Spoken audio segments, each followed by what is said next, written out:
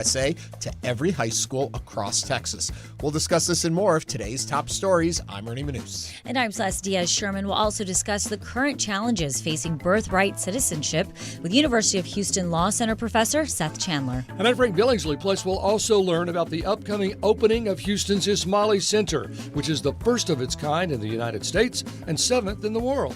Also, we want to hear from you. Give us a call or send us a text at 713-440-8870 or email us at talk@hellohouston.org. And don't forget, you can watch us live on YouTube by going to houstonpublicmedia.org. Hello Houston is made possible in part by founding sponsors John Bradshaw and Kathy Sanders, and by gifts from listeners like you. Live from NPR News in Washington, I'm Lakshmi Singh.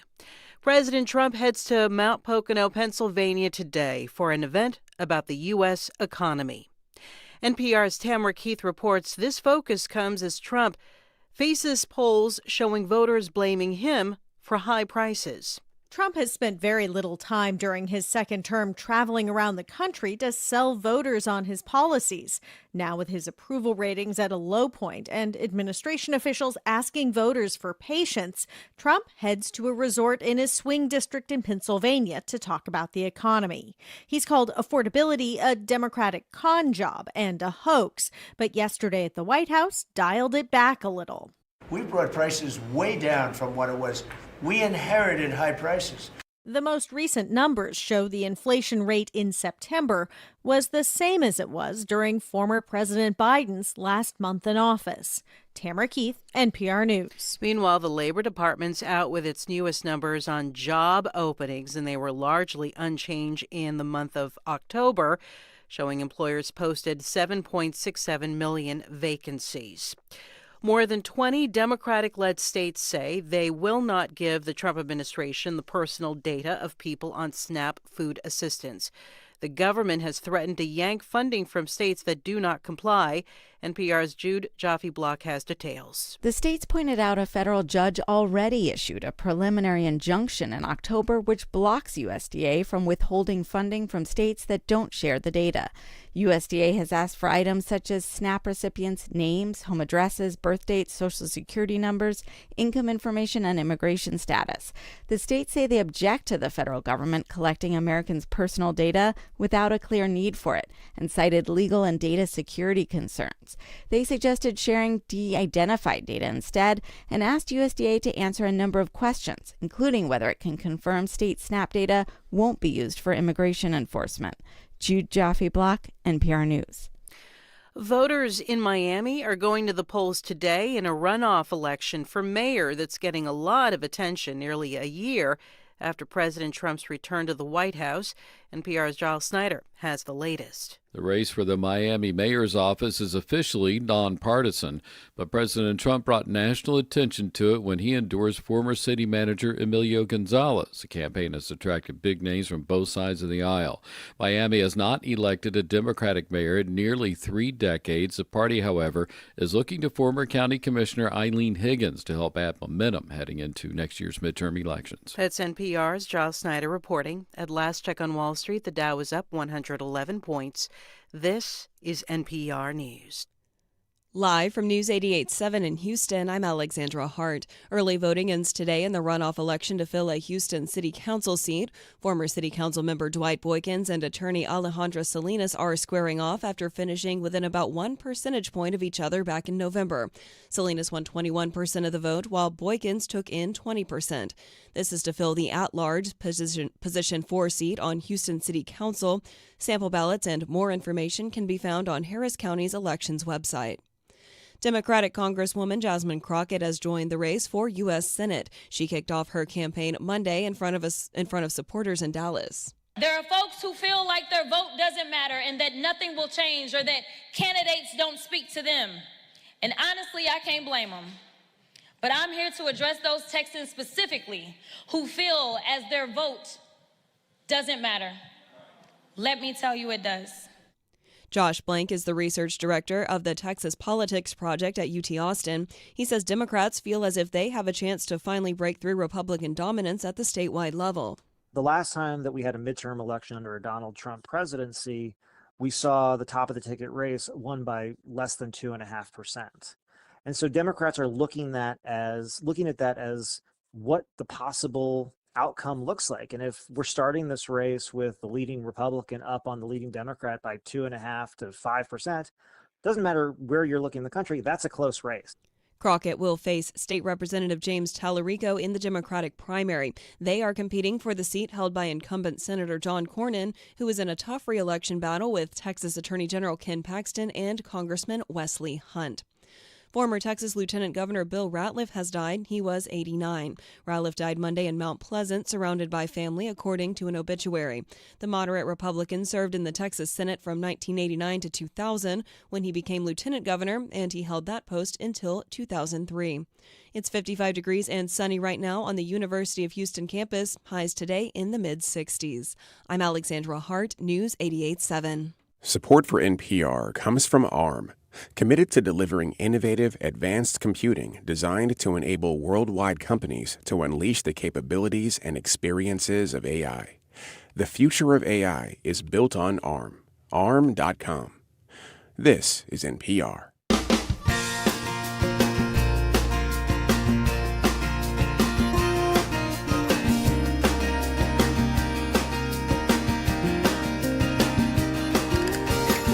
Live from the University of Houston, it's Hello Houston, an open forum on today's biggest stories affecting Houston and beyond. Call now, 713-440-8870, or let us know your thoughts on today's topics by emailing us at talk@hellohouston.org. Now here's your host for Hello Houston, Ernie Manous, Celeste Diaz-Sherman, and Frank Billingsley. Hello. It's a full house today. It is Taco Tuesday. Full house. So you were Yes. taking a little time yesterday. How was your day off, Celeste? Let's talk about it. Let's talk about it. You know what's interesting is I feel like every parent right now, their ears are going to perk up. I had a major parent fail. I thought I was going to get ahead of things, thinking I really had it together. My kids had dentist appointments, orthodontist appointment, and we also had their Christmas pageant. Well, I had the Christmas pageant written down on the wrong date. So I'm thinking Philip needs to be dressed and ready to look in his cute little Christmas outfit. And he kept saying, I don't think my Christmas pageant today. And I was like, well, you're going to wear the red and white striped shirt. And he was like, it's not today. Well, guess what? He was right. He was right. And you were wrong. And I was wrong. And so now that he's a mature 5 years old. He's a mature 5-year-old. So He's when a is whole it? hand. He's a whole hand. It's the 15th. The next Monday. It's next Monday, but I will not be taking the day off. I will just be gone out You in the had morning. your shot, Philip. So you're going to turn one parent fail into a second parent fail. No, I'll be there. It's in the morning. And you'll rush in here at 11 and then I'm o'clock? going to rush in here at 11 o'clock. Yeah. Okay. But every parent has that moment where you show up to the house and the birthday party's actually not that day. Or Yeah. Have you ever done that as an adult, showed up to the wrong party? Or the wrong day? No, I haven't actually. It was just when I've done that. Yeah. I did one time in my early years of career show up to the wrong networking event. And Okay. I was at Did it pay like off, though? No, I was like insurance. I kept thinking this does not make any These sense. media people talk a lot about premiums and insurance. What is this? You know, at our old house, we have a big Christmas Eve party, right? Oh, yeah. And some people decided to have one sort of a street away, and all their guests showed up at our house. 'Cause they were sort of following the cars, you know. And Kevin, following are those your friends? No, Frank, are they your friends? I've had that happen. We're at the wrong party, but we'd kind of rather stay at yours. Well, yeah. No, I do look at this time of the year and I think to myself just how overwhelming it is with all the things you have to do. And as everyone knows, I don't have children. I just can't even imagine adding that layer of craziness because in some ways, kids' schedules are even busier than adults now. 100%. And then you have multiple kids and everybody has a schedule. But So 'tis the season. And they're more on time. Kids have to be, if it's 9 a.m., they have to be there at 9 a.m. Exactly. Adults are still a little like, yeah, I'll be there 9-ish. Yes. You know? That's an excellent point. You're absolutely right. The start times are hard start times. They are. Yeah. It's Right. It's like the bus is leaving. Yes. So be there on time. Well, we missed you. Thank you. I missed you. I listened to the show. You It look sounded cute. great. If our YouTubers are watching. Thank you. Our Yes. YouTubers. The Our YouTubers over there on YouTubers. YouTube, they're already chatting in and saying hello, and they're welcoming us, and we're welcoming them, and we welcome all of you. You know what else we welcome? Even though my little Alexa told me that it was very cold outside today, when I went outside, it felt really comfortable in the cold. Yes. Well, because the damp isn't there. And It's just a good and it wasn't as windy. Oh, maybe that's what it was. That the wind can be cutting. Yeah. I don't know. It's a little warm but we're in here. pretty good weather all the way into the weekend. We're going to see a little bit of a warm up, but then cool down again over the weekend. Beautiful. I know. It's lows in the 40s at night, so sweater weather. Sweater. The retailers are loving it. Yeah. And we've had those warm Decembers where they cannot sell a sweater to save their life. Yeah. But sweaters are kind of flying off the wall, and people are Great. out there shopping and feeling the Christmas spirit. Yes. I mean, you want the cooler weather to feel. At least a little bit. Yeah. I don't want really cold. All this Arctic blast stuff going. I into, saw that. A big cold snap is supposed to be coming Well, you know, in. you picked to live there. Well, yeah. I mean, I feel for them. That's cold. Yeah. But even as far as Raleigh, North Carolina, they were getting snow flurries yesterday. I know. Wow. I would like a little snow on Christmas. Well, you know, we had snow December 8th, 2017. That's when we But had who remembers? Oh, come on. We had like an inch. Our big snow, of course, was Martin Luther King Day last year, or Yeah. this year. Yes. Yeah. I should say last year. But I want it on Christmas. I want the snow falling on Christmas Eve. I want to wake up Christmas morning with a little dusting on the ground. With nowhere to go. No, yeah, because I'm home. I'm just Yeah. going to open the gifts from Santa. I get it. You know, yesterday, though, there was a lot to open. A lot was happening in the news. It bled into today. There's a lot of stories out there. So let's get into headlines. Celeste, take us in. Yes, Texas has launched a partnership with Turning Point USA to create chapters of the right-wing organization on every high school campus in the state. Governor Greg Abbott, Lieutenant Governor Dan Patrick, and Turning Point USA Senior Director Josh Tafo revealed the initiative during a news conference at the governor's mansion on Monday. They did not outline any plans that would require schools to initiate the clubs, but Abbott said that he expects meaningful disciplinary action to take place against any stoppage of Turning Point USA in the great state of Texas. The announcement comes after Texas Education Commissioner Mike Morath, who stood behind Abbott at Monday's gathering, privately met with Defoe in early November to discuss expanding the organization's presence in the state's schools, which was first reported by the Texas Tribune. 4 days after that meeting, Patrick said he would commit $100 million in campaign funds to help the project. Turning Point USA was founded by Charlie Kirk, the late right-wing activist who was often praised by conservatives as a champion of free speech and criticized for comments that many other Americans found hateful toward LGBTQ+ communities, non-Christians, people of color, and women. Kirk was killed in early September while speaking on a college campus in Utah. What are your thoughts? Should Turning Point be available on every high school campus in the state? Now is the time to join us on Hello Houston. You can call us or text 713-440-8870. Yes, as should every gay student union, as should every DEI band club in the state of Texas. Well, I was a member of Young Life, which was a Christian-based organization when I was in high school. Carried that into college. I enjoyed it. It meant a lot to me when I was growing up. I'm all for faith-based clubs in schools. My concern is the government getting in. I have a lot of concerns. All right, give me some of those concerns then. Okay, Josh Defoe, who's adorable, by the way, just FYI. Fade haircut. Yeah, young guy. Married. Okay. Well, I mean, he doesn't look like somebody I would think of.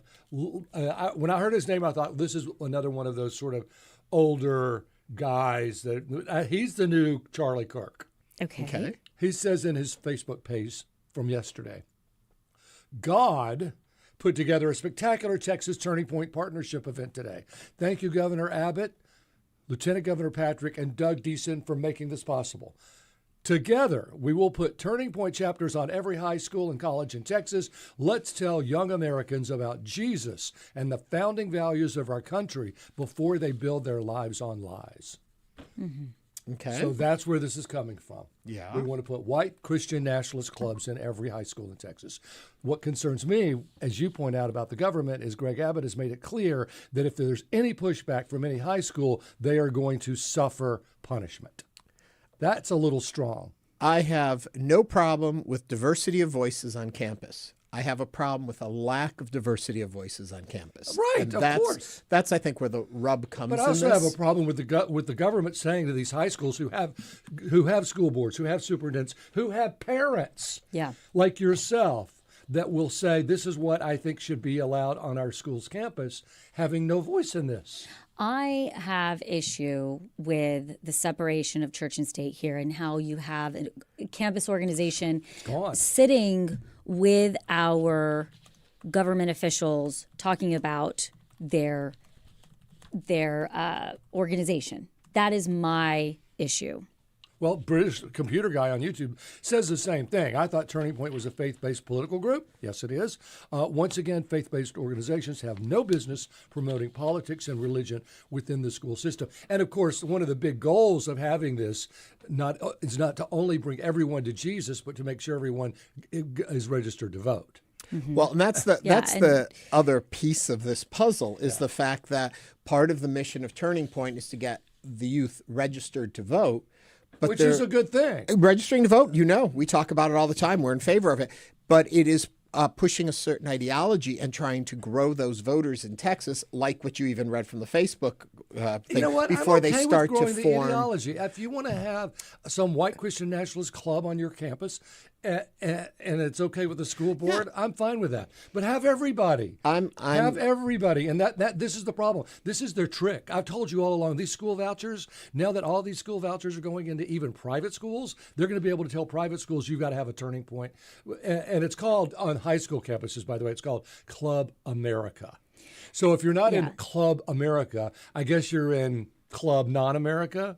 It's not only very divisive in the way it's being named on high school campuses, but with these vouchers, what about other faith-based schools? If you're primarily a Jewish school, are you going to be required to have this white Christian nationalist group? Required. Right, and I want to understand why our elected officials feel that they need to be pushing this type of organization. That's politically correct to say, but you know why. Well, at the end of the day, it's again separation of church and state. Mm-hmm. It is crossing a line. I don't want my politicians talking. I don't want my preachers and religious leaders talking to me about politics, and I don't want my elected officials talking to me about religion. I agree with you. They are totally separate, but we also want to know, what are your thoughts on this? Should Turning Point be available on every high school campus in the state? Not just be available. Let's be clear.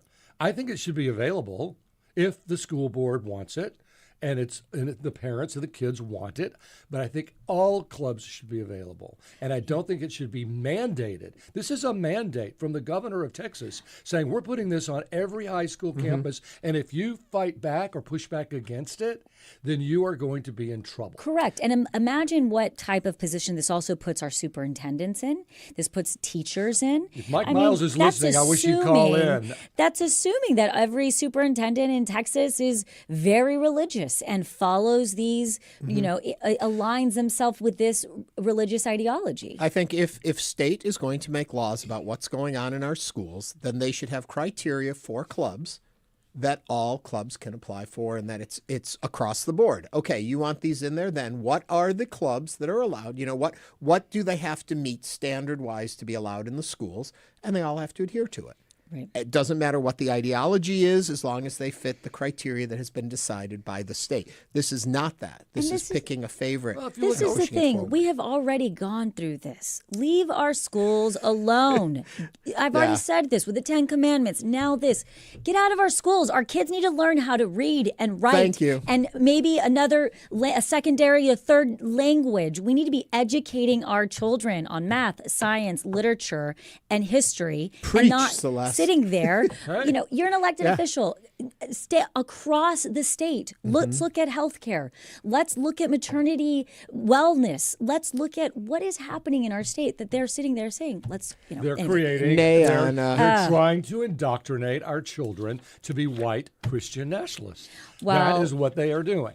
Sorry. I mean, if there's another goal to this, I would like to know what it is. If it's to register to vote, that's a good goal, and everyone should register. But beyond that, it's, as Ernie said, it's an ideology that's being promoted and the thing strictly to bring people to a Republican poll. And the registering to vote, I'm all for civic engagement. Absolutely. Teaching students what it is as a duty as a U.S. American citizen to go vote. And we teach that in civics class. And that's 11th grade. We have that in 11th grade. And you learn about your in 3rd grade as well, in 4th grade.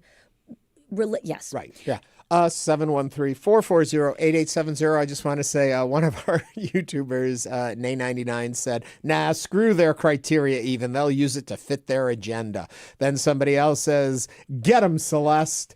And somebody else says, grooming 101. We have a call on the line from Elvin from the 3rd Ward. Elvin, what are you thinking today about this? What's going on, people? Oh, yeah, I had to say something about this. Alvin, welcome back. Well, welcome, and welcome back to you too. So this is what's happening. We had the announcement that that they're getting rid of diversity in the comptroller's office. Now we're doing this. Now, as Celeste was saying, you had the 10 Commandments. Essentially, what you have is a full onslaught of an authoritarian type mentality from the state, big-footing small government entities around the state, not allowing them to make their own decisions so that they can, as you guys said, indoctrinate people into becoming young white Christian nationalists. What's really ironic about, what's interesting about all of this is that will those kids actually be forced to quote Charlie Kirk? Because remember, during all of this memorial service and all that, none of those quotes were actually enunciated. You know why? Because they could not without being embarrassed. And so what should really happen is that for the people who are trying to hide the Epstein files or part of that ilk, they should leave kids alone and allow parents, teachers, and administrators on the local level take care of their governing their own kids and their business. The state should actually step back and do things that make sense, like making sure that our power grid does not go down this winter. Thank you. Thank you, Alvin, for sharing that with us. If you have an opinion, you want to join the conversation, 713-440-8870. And don't forget, in communist countries, all the children learn the same thing, right? They're indoctrinated. The Chinese are indoctrinated. They all learn the same thing. They all learn the same language. They all have the same religion.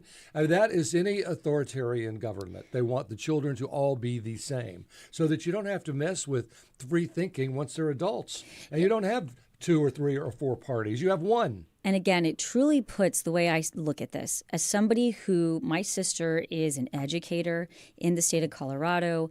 She works at an elementary school with students with disabilities. And I think about the teachers that go to school every single day that are working their hardest to teach young students, again, the basics, elementary, in middle school, algebra. Think about being a kid and you're just trying to get through algebra. And then all of a sudden you have teachers and super administrators trying to figure out how are we going to essentially fit this. And then just the way we're sitting here having our own opinions, every parent, there are going to be some parents that are going to say, absolutely, this is what we should be doing. And in a class of 23, you're going to have a whole other group of parents that are going to say, absolutely not. And the teacher's just sitting there saying, I just want my kids to sit and listen. Yeah. Two different points on that also. One is that you don't decorate a house before you've built it. And I think our house is in disrepair right now. So let's fix the house. Let's do that before we worry about all these other things, which I don't know why this is important.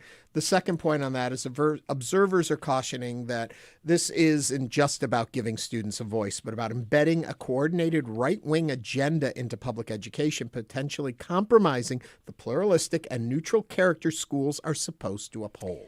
And you know what? If you start telling kids what they should be doing and when you start telling kids, don't go up, they're going to say, okay, great, we're going to go up. or you need to go, or the sky is blue there. And say, no, it's not. So kids, anything like to rebel against everything, and not all kids, but kids are very rebellious. But to your house analogy, the house, it's already been decorated. They've already said this is going to happen. Right, but they haven't fixed the windows or the doors, and the foundation is cracked. But this isn't something we're talking about doing. This was done yesterday. Yeah. This is done. Well, it's happened. Well, we'll end this on a happier note. Today is December 9th, and it's National Pastry Day. I love where a good are pastry. they? I don't know. So you have that, and we have no pastries either. This is a miserable day. Coming up on Hello Houston, U of H Law Center professor Seth Chandler will discuss the challenges facing birthright citizenship. This is News 88.7. Stay with us.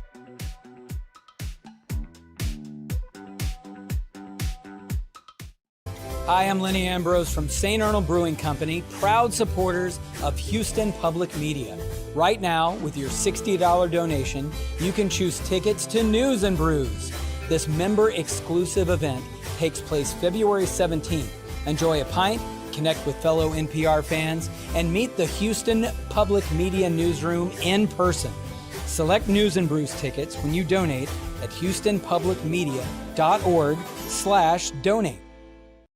On This American Life, sometimes we just show up somewhere, turn on our tape recorders, and see what happens. If you can't get 7 cars in 12 days, you got to look yourself in the mirror and say, holy, what are you kidding me? Like at this car dealership, trying to sell its monthly quota of cars, and it is not going well. I just don't want one balloon to a car. Balloon the whole freaking place so it looks like a circus. Real life stories every week.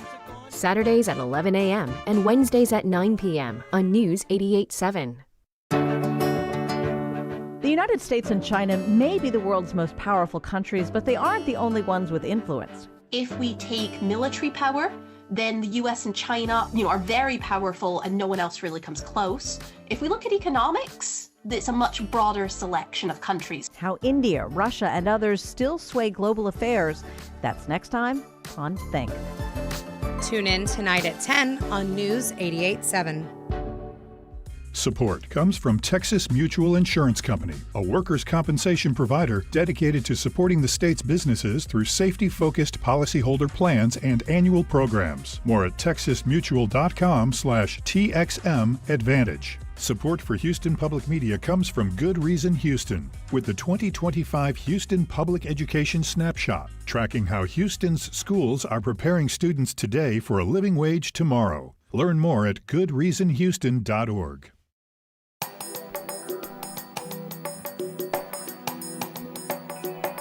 And now back to Hello Houston. To comment on any of today's topics, call 713-440-8870 or email us at talk@hellohouston.org. Now back to Ernie Manous, Celeste Diaz-Sherman, and Frank Billingsley. The Supreme Court has agreed to review the constitutionality of birthright citizenship, a case that could reshape how the 14th Amendment is understood and who is recognized as a U.S. citizen at birth. Joining us to break down what all of this means is Seth Chandler, professor of law at the University of Houston Law Center and an expert in constitutional law. Seth, welcome back to the program, first of all. Good morning. And folks that want to join the conversation, it's easy to do. Just call or text 713-440-8870. Before we get into all of the ins and outs of this, I'm just curious, why should it be concerned to anyone that the Supreme Court says, we'll hear this? The Supreme Court, as a rule of thumb, when they take cases, they take it to reverse lower court decisions. And here the lower courts had basically said, hey, the Constitution says that all persons born in the United States and subject to the jurisdiction thereof are citizens of the United States and the state in which they reside. And that means that anyone born here is a citizen of the United States, regardless of whether their parents are here legally or not. And that's been the law for many, many years. President Trump has challenged that and wants to say that certain children of persons who are here unlawfully or temporarily aren't citizens. And so since the Supreme Court usually takes cases to reverse, the thought is that it will side with President Trump on this matter. Wow. So, first of all, if a couple is visiting from Canada, right? They drive over, because when you're pregnant, you can't fly. They drive over, and suddenly this woman who's only 7 months pregnant has her baby early, a premature baby. Is that baby an American citizen? Under President Trump's order, no. But under current constitutional law? Under current constitutional law, it is generally thought that they are citizen, or the kid is a citizen of the United States because they were physically born here. So it'd be kind of a weird coincidence. I mean, it wasn't intentional. Oh, just this woman came over to visit family, and suddenly her child is an American citizen. That does seem a little ridiculous that would happen. Perhaps, but the Supreme Court back in the 1890s looked at the history of citizenship and decided that the United States followed something that in Latin is called jus soli, which I don't know how to pronounce, but it basically says of the soil, and therefore if in that somewhat unusual case, they would be a citizen of the United States. Right. And so from what I understand, Professor Chandler, there are 3 different ways for people to actually acquire citizenship. And there's citizenship by descent. There's citizenship by under certain conditions, which takes a little different circumstances. And then in the Americas, when we were founding our country, the birthright citizenship was particularly implemented to our Constitution because they wanted to encourage people to come to this country. Do you think that we should be reevaluating this today, given Frank's point that we're no longer looking at encouraging necessarily people just to come be American because we need people? It's not a promo. Right. There are 2 issues. One is what our policy should be, and the second is what does the Constitution require or permit. On what it should be, reasonable minds could differ. And, Frank's example of the visiting Canadians who have an unexpected birth, that kid may not particularly even want to be a U.S. citizen when they grow up. They may want to prefer to be a citizen of Canada. But the issue is the Supreme Court ruled many years ago that a kid of Chinese parents, and at the time we were kind of down on immigration from China, that they were nonetheless a citizen of the United States because they took the view that the 14th Amendment requires that people born here be citizens of the United States. And so the question before the Supreme Court is whether, one, Congress could change that permissibly under the 14th Amendment, and second, whether President Trump has the authority on his own to change it. That is, there are at least 2 issues here that the Supreme Court's going to have to grapple with. The first is, what does the 14th Amendment mean? Mm-hmm. And the second is a separation of powers issue. Can President Trump, by executive order, without getting congressional approval, change a 140-year-old tradition?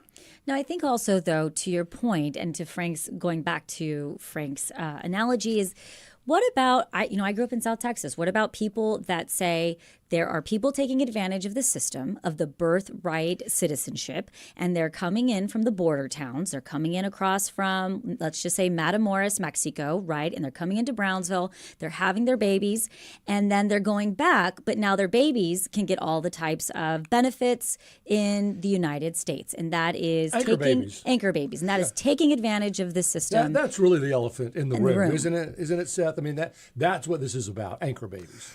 I think that's correct. And the president has taken the view that there shouldn't be anchor babies. He also took the view there should not be chain migration. And then Melania's parents were exactly here through chain migration. Well, sure, there may be some hypocrisy, but some. The issue is, there may be policies that we think are not a good idea, and maybe some people think that having anchor babies is not a good idea. But the question is, how do you reconcile that with Supreme Court decisions, and how cavalierly should we overturn Supreme Court decisions that were decided much closer to when the 14th Amendment was enacted? Those people had, basically lived through the Civil War, out of which the 14th Amendment emerges. And if you read that opinion, one of the reasons I think it has stood up fairly well for 140 years is that it is a extraordinarily well-researched opinion on what the history was in the United States and what was meant. And I think that people from all political perspectives should be cautious, not necessarily rule it out always, but cautious about overturning Supreme Court decisions. So explain to me the understanding. It kind of goes back to what Celeste was asking earlier.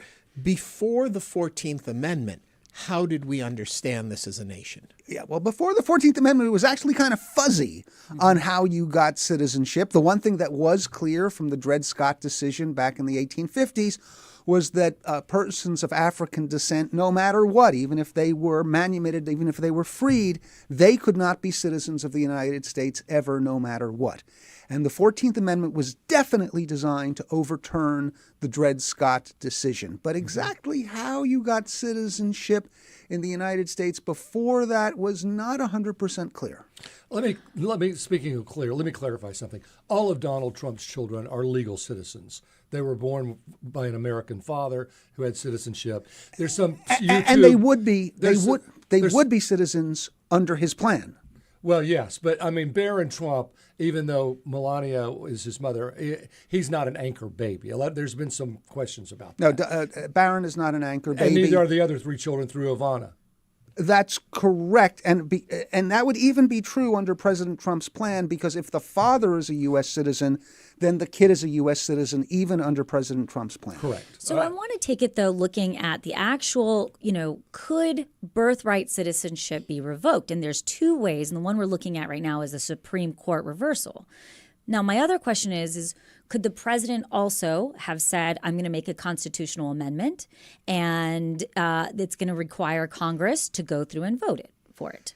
Absolutely. The president could certainly suggest to Congress that it create an amendment to the Constitution that limited birthright citizenship.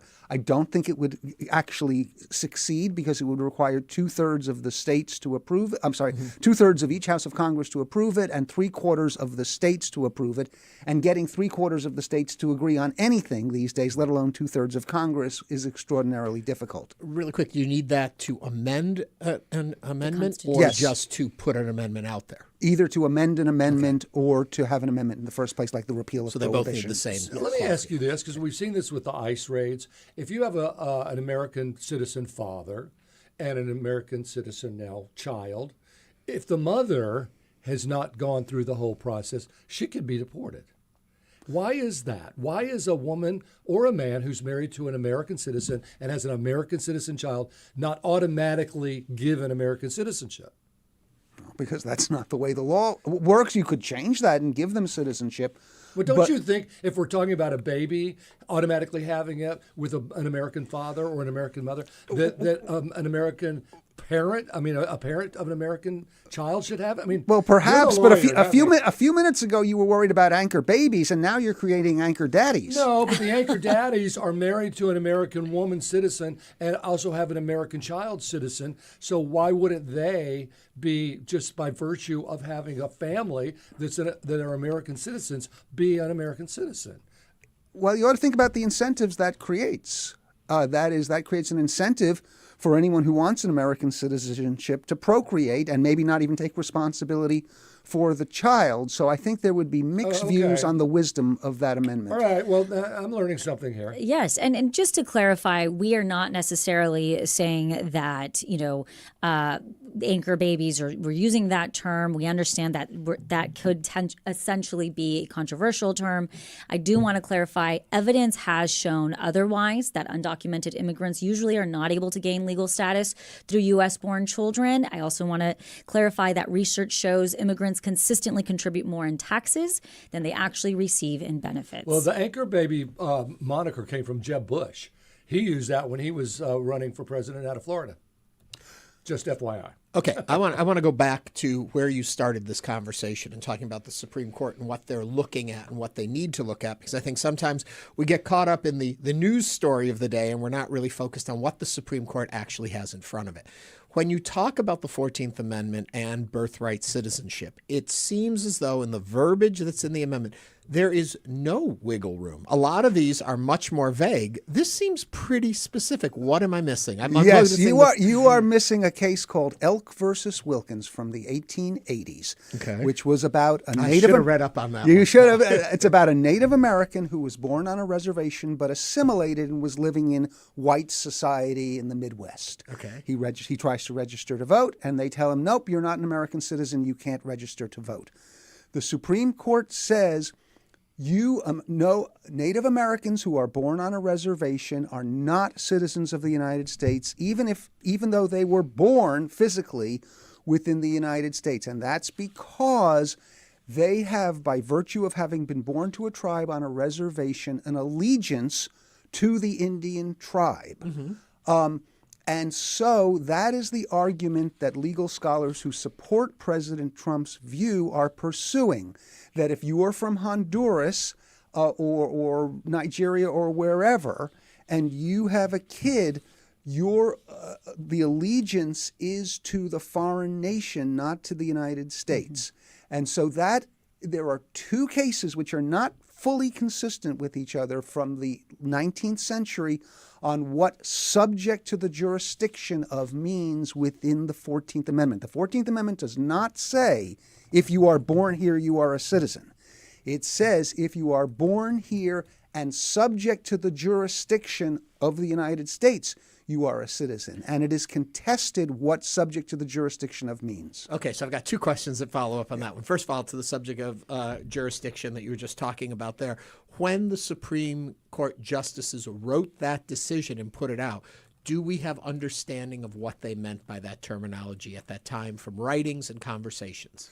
Okay, so the term subject to the jurisdiction of comes not from the Supreme Court, it comes from the actual text of the 14th Amendment itself. But their interpretation of it. Yes. And if you read the history of the 14th Amendment and the Supreme Court's review of it, they're sort of all over the place on what subject to the jurisdiction thereof means. What most people think it means is if you do something bad, you can be punished by the United States. That's what subject to the jurisdiction thereof means. But there's this. So if you're born here and under the rules of this nation. That's right. And the only exception to that would be basically children of ambassadors, okay, who maybe have a claim for diplomatic immunity. Okay. And that's been the prevailing understanding since the 1890s. But there's this older strand of case, the one dealing with Native Americans, who certainly, if Mr. Elk had committed a crime in Nebraska, I promise you he would have been punished. And one other quick little point, then I'll let my comrades here continue. But the question about if you're born on a reservation, I can understand how that becomes a gray area because of the way we have treated reservations as sovereign nations under the, all of that. But if you are born in Chicago, you're in the United States. There's no confusion of that no matter what your parentage is. So how does that come into play here? Well, I think if you're born on an Indian reservation, you're still born in the United States. You are born in the United States, but in a part of it that is an Indian reservation. But we carve that out uniquely. So I could at least, I'm not arguing the case, I'm just saying I could see how there was room for discussion about that.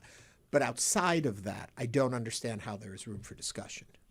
Right. So the argument is of people who support President Trump's perspective that if you are the child of someone who has not become a U.S. citizen, that you sort of don't have adequate ties here, that your allegiance in theory could still lie to the nation from which you emigrated. And therefore, the term subject to the jurisdiction thereof means that you don't have contrary allegiances. And that's the theory under which President Trump's lawyers are proceeding in this case. I still want to jump on a little bit. You may not buy it, but that's their theory. Well, okay, one other thing then, and yes. I promised I was going to stop. But anybody can have an allegiance to anything. We don't have tests for anyone about their citizenship. You could be born of 6 generations of Americans, but through readings and scholarship, you find an allegiance towards the throne of some unknown country. That is true, and it's a formal rule. It's a bright line rule that doesn't actually look at the facts, but just makes presumptions that people who are born here generally have allegiance, and people whose parents are not born here may not. And again, that may not make a heck of a lot of sense, but do you really want to have individuated decision-making about where does your allegiance lie, and then we've got to decide whether we're going to denaturalize or decitizen you? It gets complicated, and that's why there is some virtue to a simple rule that says if you're born here, you're a citizen. Okay, Seth, I have a quick question. The ability for a Cuban to touch United States soil and become an American citizen, why has that not been questioned? Because that's by statute. They are not a citizen by virtue of the Constitution. They become a citizen by virtue of a statute which permits them to be naturalized. Congress has the power. Congress could naturalize virtually anybody on the planet if they chose to. They have selected certain groups for favorable treatment. Again, reasonable people could disagree why Cubans are treated better than Venezuelans or treated better than Hondurans. Haitians. But that is pretty clearly within Congress's discretion. We do have a YouTube question. Under Trump's plan, what will happen to the children on active duty service members born overseas? That is from Richard from Magnolia. If the active duty service member is either a citizen themselves or a legal permanent resident, the fact that they are deployed overseas doesn't matter. Their kid is a citizen. Mm-hmm. So given the way the Supreme Court's been going, how do you think this is going to wind up? I think they're probably going to overturn it. I think President Trump has a very good shot here. And as I said, in general, the Supreme Court does not take cases to say, yeah, you got it right. The Supreme Court takes cases to say, no, you got it wrong. And given that we have some two precedents, Elk versus Wilkins and Wong Kim Ark, which are somewhat in tension with each other, and there is some wiggle room, I think immigrant supporters need to be concerned about this case. The one hope that I think they have is the Supreme Court might say, maybe Congress can do this, but President Trump, you cannot do it on your own. You need to get congressional approval to change the way things have worked and change the interpretation of the statute. Seth, you always make me wish I had gone to law school. Great. Thank you. Not too old. Seth Chandler is a professor of law at the University of Houston Law Center. Seth, it's always great to have you here explain the law to us. Thank you for joining us on Hello Houston. Thank you. Coming up, what to expect when Houston's Ismaili Center opens this weekend. Stay with us as Hello Houston continues.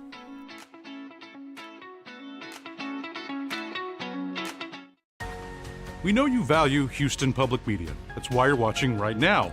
So take the next step and become a new member of the station you rely on. Every gift makes a difference. And what matters most right now is supporting the station that brings you the news and information you rely on. It only takes a minute to make a big difference. So join as a new member today at houstonpublicmedia.org/donate or call 800-364-8300. Scientists have discovered millions of new species on Earth since the 1700s, and we are averaging 17,000 more every year. But how many more are there? The range of estimates of how many species are out there are from the low millions to the low trillions. I'm Mary Louise Kelly. The mission to better understand life on our own planet, on All Things Considered from NPR News.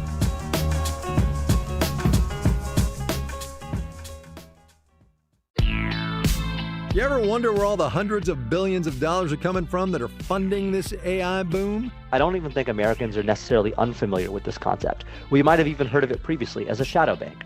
I'm Kyle Rizdal paying the tab on AI. Next time on Marketplace.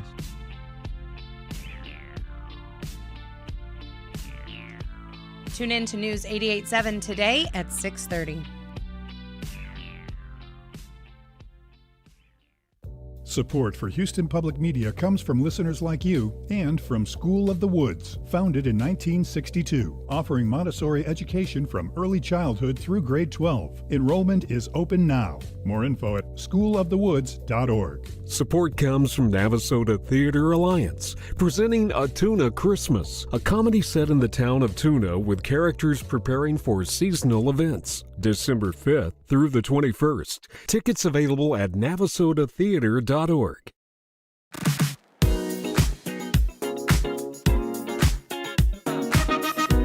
And now back to Hello Houston. To comment on any of today's topics, call 713-440-8870 or email us at talk@hellohouston.org. And now here's Ernie Manous, Celestia Sherman, and Frank Billingsley. On Saturday, our fair city will officially open the Ismaili Center Houston to the public. The first Ismaili Center in the entire United States and 7th in the world. This 150,000 square foot, 5-story structure comes after nearly 2 decades after the Bayou City was selected to be the home of this long envisioned landmark, which will serve as a place of dialogue, learning, and connection. This opening will feature a day of family-friendly programming and cultural experiences. And to tell us more about the opening, we're joined now by Omar Samji, spokesperson for the Ismaili Center. Omar, welcome to Hello Houston. Thank you. Great to be here. This place is beautiful. Beautiful place. Thank you. Architecturally, it is quite stunning. Amazing. Yeah, and hopefully, practically, what it ends up being is a place that is both adds to Houston from a architectural standpoint, which I think it does already, but the goal is in the way we use the building and the way it becomes a place that people come to, that it becomes useful. And I know we want to talk about that. Can I talk about the weather part real quick? Yes. Because this place, just the cement you all brought in, this place is going to last longer than the city of Houston. It was designed and built on a 100-year plan. So there's both cement, but also the use of stone, the use of glass, the use of metal. It was all done in a way that it becomes a 100-year lifespan. And the floodplain. I know part of it's in the 100-year floodplain, part of it's in the 500. It's right there by Buffalo Bayou. It is right on the bayou. From a flood perspective, it's a little risky. Well, so it's a 11-acre site. And it's sort of long and rectangular, right? Sort of goes perpendicular to Buffalo Bayou, right along Montrose Boulevard. And the building is about 2/3 of the way back, situated just outside the 200-year floodplain. But the gardens, and there's 9 acres of gardens, are designed, all the gardens between the bayou and the building are designed to take water. Beautiful. And they're done in that way so that you want, when you build a building and you make impervious pathways, et cetera, if you don't specifically design it otherwise, you will take less water as a site than you did when you were just a field. And so you end up pushing water to your neighbors or back to the bayou. And so the way the gardens were designed and the way the system's designed is that net, the site takes as much water as it did before construction, because we don't want to be pushing water to neighbors. Right. There's really that's not helpful. And it sounds like as much thought was put into the structure and how it would be within the community.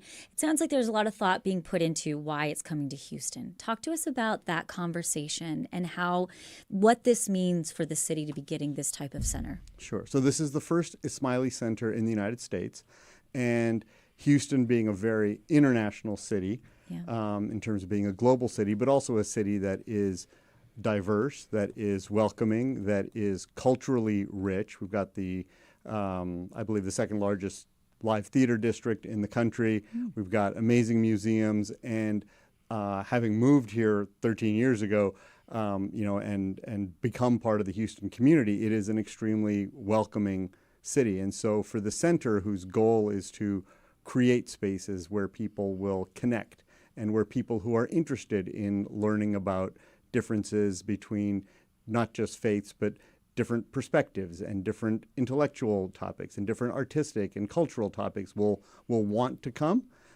This seemed like the perfect city to put an Ismaili Center in. And I appreciate explain to us as members of the community, how do we interact with the center then? Sure. So the center is an open to the public building. It does not have an entrance fee. It has 600 underground parking spaces that are also free. So it's a space that it's an accessible building for everyone in Houston. And part of the goal is to communicate that, because it's a large site and it's a large building, and people, will drive by it and be like, either I wonder what that is, or it looks like, is that a museum? What is that? It's essentially a cultural center. It is part of the Ismaili community's sort of buildings, where it also has a prayer hall in it, but 90+% of the building and all of the gardens is all secular space that's designed for, and when you come there, you'll see the way it's designed is for interaction. It's got a gallery space where it's made for people to come, and so they're kind of rotating art galleries from local artists, and it's got spaces for So help us collection. with programming. What's Sure. happening in the building? is Sure. what I'm So trying to get at. the first thing that's done is there's a lot of spaces for interaction. So there's a lot of seating spaces, both in the gardens and indoors, and seating spaces in U's or in V's. And it's made so that when you sit, you're interacting with people. Then there's a black box theater so that we can showcase both local talent, but also bring talent and arts from around the world and around the country. So there's programming in that sense. There's a gallery, as I mentioned, so you can have visual arts programming. There's classrooms, there's conference rooms, so lectures, programs, art classes, all of that kind of stuff. So more educational. You can't throw your wedding there. Well, it's got 2 large social halls. So you can't throw your wedding there. It's got, it's got a cafe. It's got terraces that can do up to 800 people for receptions or 600 people for dinners. So can you rent the space? I mean, if you wanted to rent the space to have a fundraiser, could you do that? So you can rent the space, but the distinction between, like, it's not a space you could rent simply for like more of a corporate event. It's much more around community development. So anything that is community oriented, the space is available for. And that's conference spaces, that's social spaces, that's outdoor spaces. You know, Omar, I understand this. It sounds beautiful and it sounds like this is a true cultural asset to our city. Mm-hmm. Is there any religious component to it? So there is the Ismaili Muslim community has what we call Jamaat Khanas, which is our place of prayer around the city. There is a Jamaat Khana within the Ismaili Center. So there's a prayer hall, and every tour of the center includes a tour of the Jamaat Khana prayer hall. So on a daily basis, there are congregational prayers at the center. The rest of the center, the difference between a Jamaat Khana that the rest of them around the city and this one is the other 90% of the square footage, which is the cafe, the theaters, the gardens that are meant for all of Houston to engage with on a daily basis. Why the wall around it? Is that a religious reason or just security or just let's build a wall? It's for acoustic reasons. Oh. So when you are in the garden, the goal was, and the architectural brief's mandate was from His Highness the Aga Khan, who's the head of the Ismaili community, was that when you're in the gardens, you should be able to be 3 feet from somebody and have a normal conversation. Well, when you're in an urban environment, you can't do that unless you somehow create an acoustic barrier. And so the wall is purely an acoustic barrier, and my job as the communications spokesperson for the Ismaili Center is to make sure that people understand this is an open building, notwithstanding the acoustic wall around it. So, I apologize if you've already addressed this, but why Houston? Why not New York? Why not L.A.? Why not? And only 7 in the whole world, how, right? How come we're so lucky? I think because Houston's fantastic. We know that, but... Yeah. So I think having a center in the United States has been an aspiration of the Ismaili community and of His Highness the Aga Khan for a long time. I mean, as you mentioned in the introduction, the land was acquired back in 2006. And so why Houston? I think it's because Houston has been a destination both for the Ismaili community. It's the largest concentration of Ismailis anywhere in the United States. But it's also been a place where we've seen steadiness of the things that facilitate the purpose of the Ismaili Center. So it's a constantly growing population. It's got cultural attraction. The museums are stable. And it's got the kinds of spaces you can do this in. Mm-hmm. Weird question. Where does the Prince Aga Khan live? So he lives in Europe. But I know, but sure. So what does that mean? Okay. The headquarters or the seat of the Ismaili Imamate is in Lisbon, Portugal. But does he live there? He lives he lives there as well as in Geneva, Switzerland, because he became the Imam or the Aga Khan in February. So prior to February, his father was the head of the community. So he doesn't live in a Muslim country. No, and his father lived in Lisbon and had moved the seat of the Ismaili Imamate to Lisbon from France, actually, where it had been for decades. And then as the new imam, he has 2 sons, and they are in school in Geneva, and then he became the imam. He's like, well, how do we You've got to come back split? and explain all this to me. Sure, absolutely. Omar Samji is a spokesperson for the Ismaili Center Houston. Omar, thank you for joining us today on Hello Houston. Appreciate it. Thank you. The Ismaili Center Houston will officially open to the public on Saturday, December 13th. Coming up, we'll continue discussing today's top stories. We're also going to discuss a new study from Rice University about climate anxiety. Stay with us for the second hour of Hello Houston. Stay tuned. There's more Hello Houston on the way with Ernie Manous, Celeste Diaz-Sherman, and Frank Billingsley. For the latest in local news, subscribe to the Hello Houston daily newsletter at houstonpublicmedia.org. Hello Houston is a production of Houston Public Media. The opinions expressed by the guests of this program are solely their own and do not represent the views of management, staff, or underwriters of Houston Public Media. This is News 88.7. Support comes from Children's Museum of Houston, presenting Faithful Friends, an exhibit exploring understanding and friendship, where kids discover that while faiths and beliefs may differ, kindness and friendship are universal. More at cmhouston.org. 58 degrees at the University of Houston. I'm Tiffany Taylor. Sunshine through the rest of the week. High today in the mid-60s, overnight low near 50. This is your NPR station, KUHF Houston News 88.7. A service of the University of Houston. It's 12 o'clock.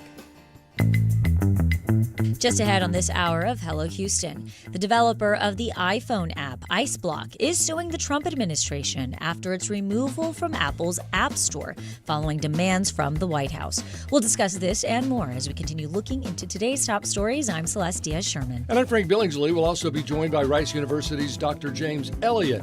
He'll talk to us about a new study on climate anxiety in the Houston area. And I'm Ernie Manous, plus pediatric infectious disease physician Michael Chang will break down the CDC's Vaccine Advisory Committee voting to roll back a recommendation for newborns to receive the Hepatitis B vaccine at birth. And we want to hear from you. Give us a call or text us, 713-440-8870, or email us at talk@hellohouston.org. Hello Houston is made possible in part by founding sponsors John Bradshaw and Kathy Sanders, and by gifts from listeners like you. Live from NPR News, I'm Lakshmi Singh. President Trump is attacking Europe again, calling America's allies weak and decaying.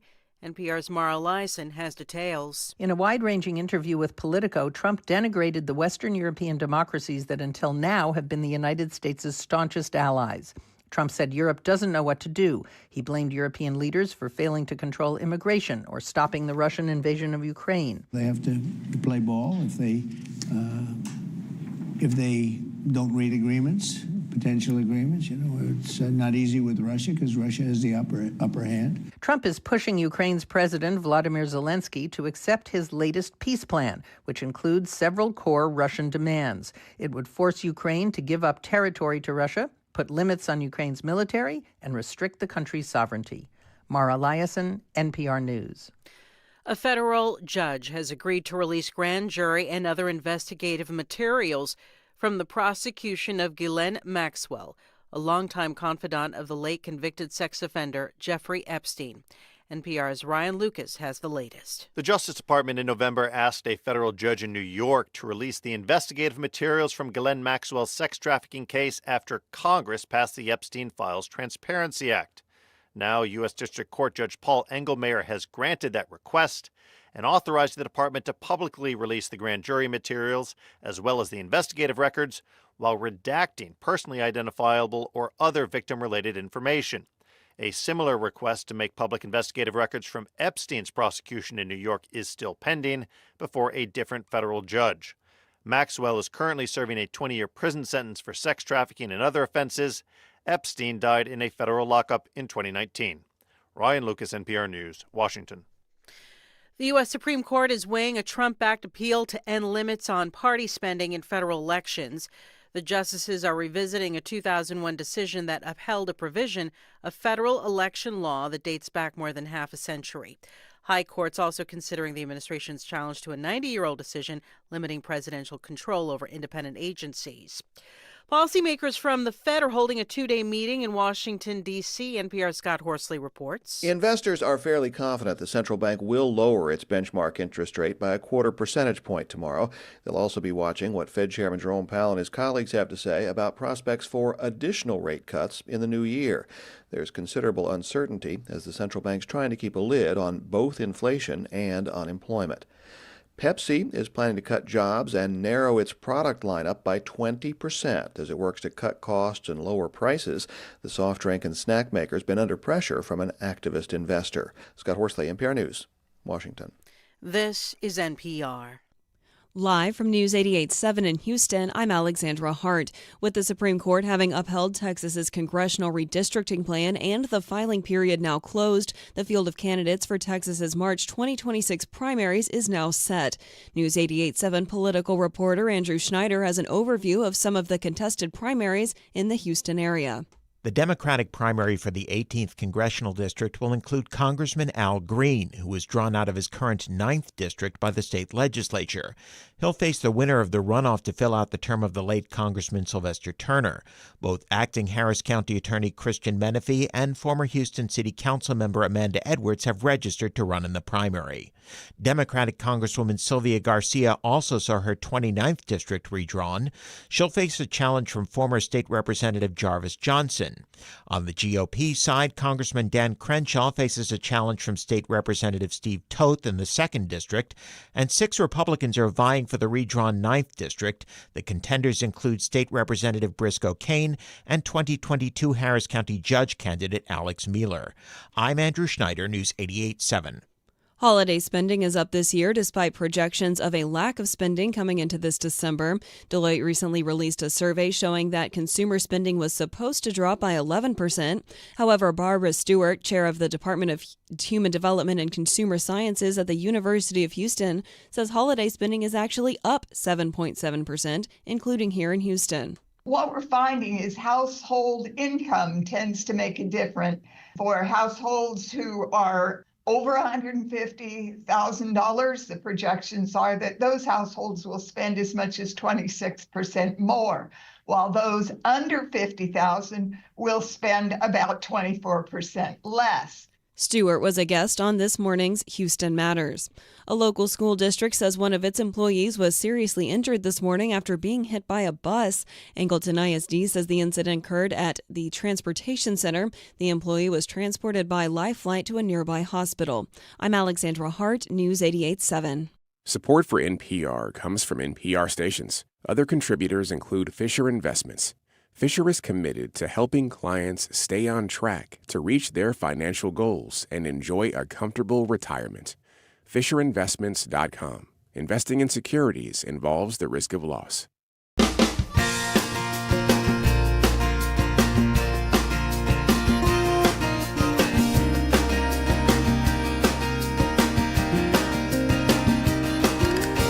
Live from Houston Public Media and News 88.7, it's Hello Houston, an open forum on today's biggest stories affecting Houston and beyond.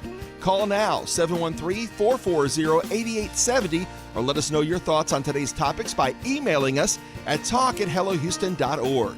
And now, Hello Houston with Ernie Manous, Celeste Diaz-Sherman, and Frank Billingsley. Welcome back to the second hour of Hello Houston. I'm still recovering from the first hour.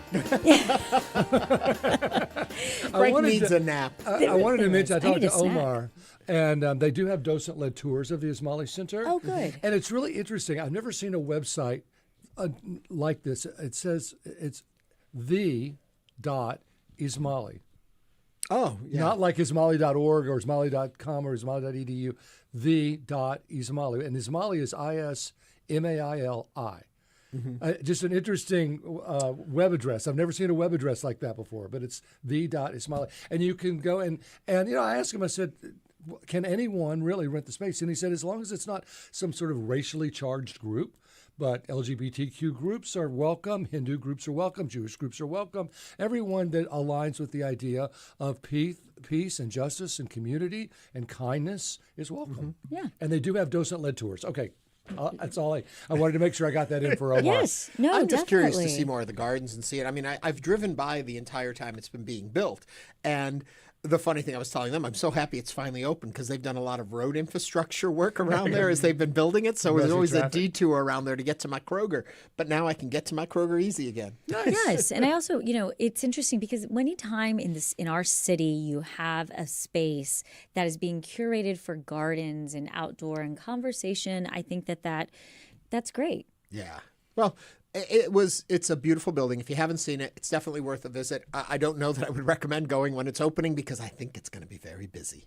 Yes, but the gardens are lovely, and I do love the fact that they thought about the whole flooding. Sounds like they were very intentional. Speaking about flooding, if I'm not mistaken, is it in Japan where they had an earthquake and then there was fear of a tsunami? And I was wondering if you could explain how that interchange happens. If there's an earthquake because it wiggles the earth, what happens? Well, Japan's an island. Yes. So the earthquake. Starting me at the beginning. Okay, we'll start with that. So the earthquake doesn't happen on land. Like in California, your earthquake happens on land a lot of times, right? Mm-hmm. This happens in the ocean. And when you have an earthquake, just think of it as removing all of this water because the earth shifts. So now the water has to come back, and that's what creates a tsunami. But they have said that they've released the tsunami warning in Japan. Yes, but remember the last big one that happened there in Japan about 15 years ago? I don't have the exact date. That was because of an earthquake offshore. Yeah. They did say, though, expect aftershocks, very severe. For folks listening. For our folks that are listening to us in Japan now, we're giving you your weather. Or too. for people that are from Japan that have family relatives. over there. Keep an eye out on that area. They're going through a lot right now. So that being said, we have, again, another full hour for you. And so keep listening. We're going to be talking about climate anxiety here in Houston. We are also going to be talking about vaccines. We talked about that yesterday on the show a bit, and Dr. Chang will be here to talk to us about it. Which is interesting how you say the word vaccines, it just becomes so politically charged. It's a charged just word. The word is, gets people on alert. I love vaccines. I mean, I'm addicted to them. I get the flu vaccine, the pneumonia vaccine, the COVID vaccine, the shingles vaccine. I just get all kinds of vaccines. Can we turn off the lights in here? Frank glows in the dark. Anyway, there's a lot going on. And so, Celeste, I don't want to hold you anymore. Take us into another heated topic. Thank you, Ernie. The developer of ICEBlock, an iPhone app that anonymously tracks the presence of immigration and custom enforcement agents, has sued the Trump administration for free speech violations after Apple removed the service from its App Store under demands from the White House. The suit filed on Monday in federal court in Washington asks a judge to declare that the administration violated the First Amendment when it threatened to criminally prosecute the app's developer and pressured Apple to make the app unavailable for download, which the tech company did in October. We want to know your thoughts. Should the app be allowed, or does it put ICE agents in danger? Now is the time to join us on Hello Houston, 713-440-8870. Yeah, that's the argument, that if people know where the ICE agents are, it won't so much protect the people that might be rounded up. It puts the ICE agents in danger. Right. And that's exactly what the Justice Department did. They said that the Trump administration officials have said the app puts the lives of ICE agents in danger. It probably does. I did see the head of ICEBlock on the news today, and he was addressing this very question, and his answer was, I think it's Waze. Is that the navigation device on your phone? Waze tells you. I don't use it. You need to. Waze is a Wazing. I use the one that's on my phone. But anyway, it's not that one. But it tells you where road traps are, where police are already. So he's saying it's no different than that. And it is different. It hasn't led people to seek out the police officers and attack them. Oh, okay. So, I was going to say it's a different app. I mean, right. One's an app. Something like Waze is more web driven. Right, but the idea is it identifies where the police are with speed traps and stuff like that, and therefore you can avoid it. Same way that their app tells you where ICE agents may be, so you can avoid that too. And that's essentially my question, right? Is if it was police block, would we still be having the same conversation? Right, and basically waves. I want to call it Waze again. You know, I remember growing up when you would go down the highway, if there was a cop with the radar, you'd flash your lights at people to say, slow down, right. There's a cop coming. So there are these warning systems within the community have existed for a long time. This one is I think, really important because it's telling people that fear ICE. Don't go there because that's where ICE is. And so truly, I think they're trying to say, no, we need the secrecy, and the app is ruining the secrecy. I have a feeling it will be overcome one way or another. Well, I want to remind everyone, we want to know your thoughts on this, 713-440-8870. I don't mean to end the conversation. I just want to remind you, join in. Let us know what you think about it. I guess the concern is that the ICE agents, this whole ICE movement has been so politically charged, and there has been aggression seen on both sides in this, regardless of if it's right or wrong, the way it's being done and handled. And so the idea of this, there is a potential for violence here that's different than a speed trap or something like that. And therefore, there is concern in that. That's what the argument is. I guess the question I have when you say aggressions on both sides, from what I've seen, just from my personal watching on what I've seen, it seems like ICE is very aggressive. Oh, no question about that. And that's concerning. Yeah. Yes. They kind of put themselves in danger, with the way they act and go about these things. So we did get a comment on our YouTube. My British computer guy says it should be allowed. It's no different than Waze and being able to report speed traps. Am I the only one that calls it WAZ? I think so. Because I'm the only one who can't read. But again, 713-440-8870. Yeah, we got an email from Jay Dennis. They put their own self in danger when they go unmarked and throw people on the ground under cars. Mm-hmm. It's a concerning situation. It truly is a concerning situation. But should an app be shut down by the government? Should the government have the right to go in and tell a marketplace what it can and cannot put out there? That's part of the question that will be decided. Moving on, as we talked about yesterday, Jasmine Crockett has officially launched her campaign for U.S. Senate in Texas, setting up a high-stake fight for the seat currently held by John Cornyn.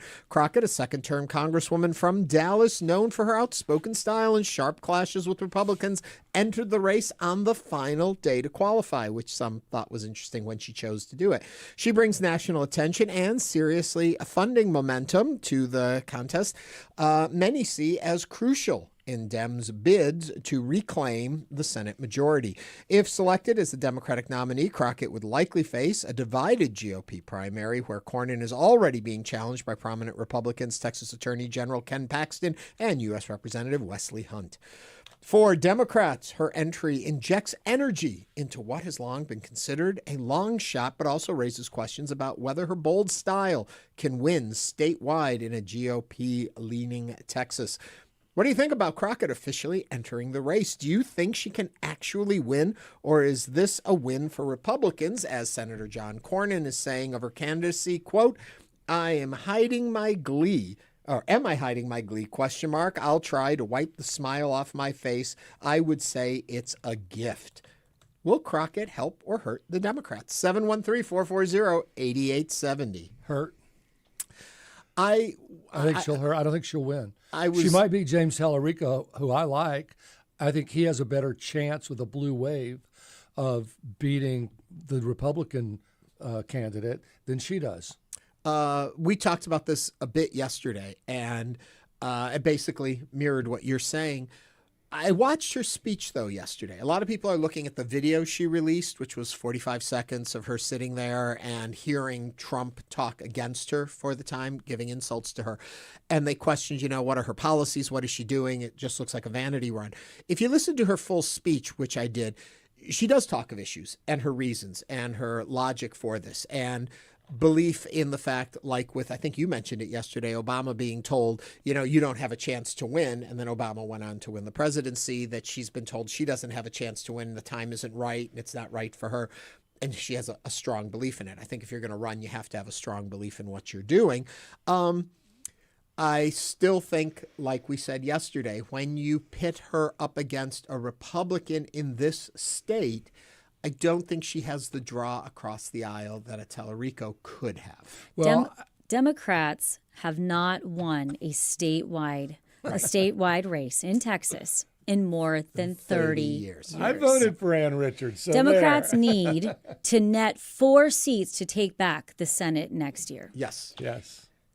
I'm not sure she's the one to do it. Well, I have hopes. I love that she's put herself out there. I think that this is good for the state of Texas to have a woman like Jasmine Crockett going for it. However, I'm not sure she's the one to take it. Mm-hmm. I also think it's great that we're seeing young talent like James Tallarico also coming into the race. I think it's promising for the party to see young, prominent people such as Crockett and Tallarico coming to the forefront.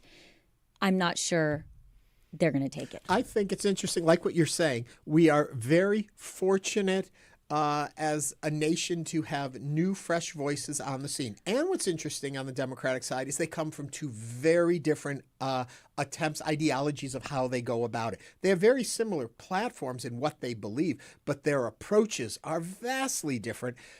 But I think it's in some ways it's an embarrassment of riches to have very qualified candidates that either one could potentially do the job. It comes into electability, and it comes into how do you win. I may be a little old school in thinking about it in the ways it used to be, because definitely the world is different today in how we elect our officials and who gets in and how they get in. But if you can't draw from across the aisle, you can't win. And if you do win without drawing from across the aisle, you have a very divided term. Well, it doesn't get more old school than Attorney General Ken Paxton, and it does get more old school than Cornyn. Yeah. So That's pretty old, period. But she brings in a fresh voice. He brings in, Tallarico brings in a fresh voice. I don't know But I if don't know that she Texans. can draw. I don't know if Texans want fresh voices. That's a good point. That's a good They point. vote for Paxton and Cornyn, and they and Cruz, and they continue to vote in a very conservative manner. Yeah. But do you feel that there is, and this happened a few years back, a growing dissension with where we are now as a nation, as a state, that is enough to make people say, we got to try something else? Not particularly, no. You don't think so? You think we're dyed in the wool? It's going to be another 12 points toward the Republican, like what we saw with Beto when he ran. There was all this belief he was going to take the seat. We have had promising fresh voices. Yeah. Well, I think Obama won because we were in a bucket with our economy, and Sarah Palin was John McCain's vice presidential nominee, and she did not prove herself to be someone that would be a heartbeat away from the presidency. And I think that's one of the reasons that Obama won. So I don't think there's any comparison to the idea that everyone said Obama couldn't win and he did. That's a whole different can of electable worms there. Yeah. And secondly, I think y'all are absolutely right. She going up against the old guard. I don't know that Tallarico can do it, right? Especially if he sticks to his guns and says, "I'm not going to accept money from PACs and corporations and all that," because he's going to need a heck of a lot of money to go up against the Republicans for his race. But he's been very effective in fundraising so far. He's been effective, and his campaign messages, "I'm against the billionaires, not the Republicans." Right. So to your point, he reaches across the aisle. So he might be able to reach very red counties where they are struggling, and say, "Look, I know why you're struggling, and it's not because the Republicans; it's because of the billionaires." That is, to me, I think, where the electability is going to need to come, and the pulling of those rural red areas where they are looking at an education. When they're looking at vouchers and public education, when we're looking at policy that's been implemented that really affects them, looking at benefits, SNAP benefits, and different types of, that is where the person that's running is going to need to pull from. Well, and Tallarico, if he doesn't pull money from PACs, et cetera, that doesn't mean the Democratic Party can't. The Democratic Party can run their own ads and run them and run them and run them. And to your point, say, here's the problem with the Republican Party, whereas Tallarico can stick with, I'm a homegrown guy, and I am for the people, and that's why I'm not accepting big money for my ads and my campaign. I think the Democrats do. I think Crockett is a big star. I mean, I don't think there's any debate about that. She's a national name, and I think she can win the primary, where I don't think he has the name recognition, at least yet. And I think Democrats, for the most part, are very excited about Jasmine Crockett, and I think that's great. but then it goes to if she then becomes the nominee, can she work across the aisle? As vice versa, I think Tallarico will have a harder time winning the primary, but if he does, I think he has a better chance of working across the aisle. But we've seen Tallarico on the Joe Rogan Experience. We've seen Tallarico really shooting up there. I'm saying once he gets past that point, he talks across the aisle better. She is already seen as the villain by the far right. So they're going to, anyway. Right. I do want to read this comment from Noah Espinosa. I do agree with Celeste, as I often do. That's all. We can wrap this segment. We also have a quick call. This is Hello Houston. 713-440-8870. Nasser's on the phone from Spring talking about ICE and that situation. Nasser, what is your thought? Good morning. Well, it's good afternoon, y'all. Such a very interesting conversation I'm hearing, and I ran for an office a few times, and I think that what ICE is doing is too aggressive, quite honestly. We all chose to come to America for we believe in the rule of law. We believe that this is the land of opportunity for people who wants to come here and make their life better from where we came from, But when you see that they have no respect for rule of law, and not following what this country offers. I like I mentioned earlier, I'm old school as well. I'm not sure how old these two fellows are on the call before me, or that they're there, but I'm old school. I remember we used to flash lights when there's a cop standing there. There was the Perker used the radio, and some of my friends have those in their cars, and we'll say, hey, there's a black and white up on a hill. Be careful, And now we use Waze, and we don't go and hurt those police officers there standing on the side of the road because they are doing their job. So if ICE will do their job the way it should be done, come, knock on the door, give people the documentation saying, hey, we have a warrant for your arrest. But they are so aggressive that they're breaking windows, they are hurting people, and I think that app should be permitted. All right, Nasser, thank you very much for your point of view. We also got a comment from a text that said, I'm not a lawyer, but when will someone wake up to the fact that these app users are aiding and abetting criminals? Whether you like it or not, that is the case. We also have been talking about the Crockett race. We had a comment say on YouTube, a commenter, Charlie Parker, I'm a Democrat, and I had no idea who Jasmine Crockett is. As far as the Texas Democrats, Tallarico is a way bigger name. Let's go to the phones, 713-440-8870. Christopher from Katy, what's on your mind? Yeah, I just wanted to share my perspective as a conservative Republican. And when Trump was running in 2015, everybody around the class, the media class, said he was unelectable.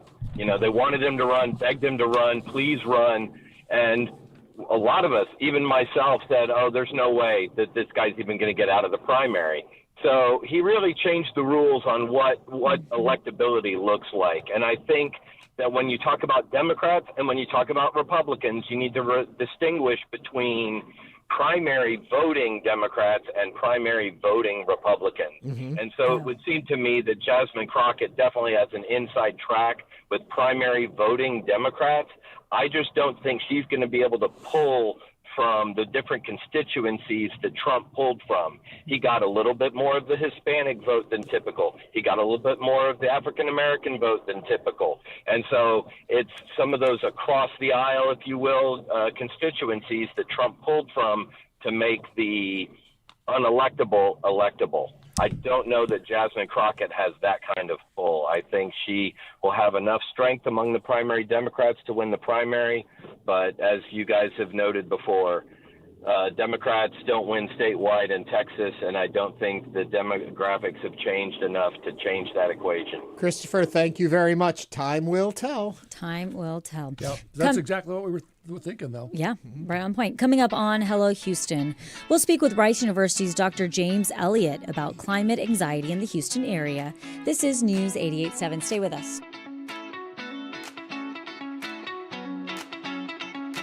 Hi, I'm Michael Schaefer. My partner Ellen and I have been proud supporters of public radio and TV for decades. We really would be lost without our daily fix of unbiased national and local news, cultural programming, and great entertainment. But with recent federal defunding, stations like Houston Public Media face real challenges. Now's the time to step up.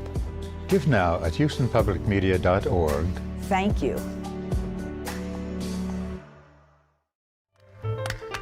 I'm Jeremy Hobson. Next time on The Middle, a lot of green energy tax credits are about to expire as the Trump administration shifts their focus away from things like solar panels and electric cars.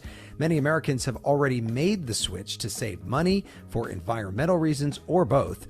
So we want to know if going green matters to you, whether the government helps you do it or not. That's our question next time on The Middle.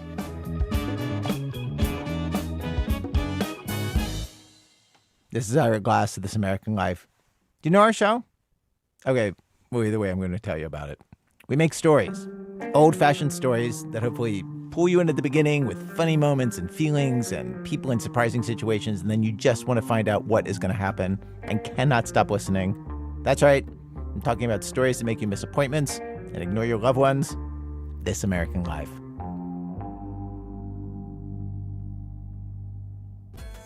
Tonight on Houston Public Media TV 8, Frontline presents Status Venezuelan, a look at the uncertain future for those who fled to the U.S., including a family struggling to keep its legal status. Tonight at 9 on TV 8, or stream on the PBS app.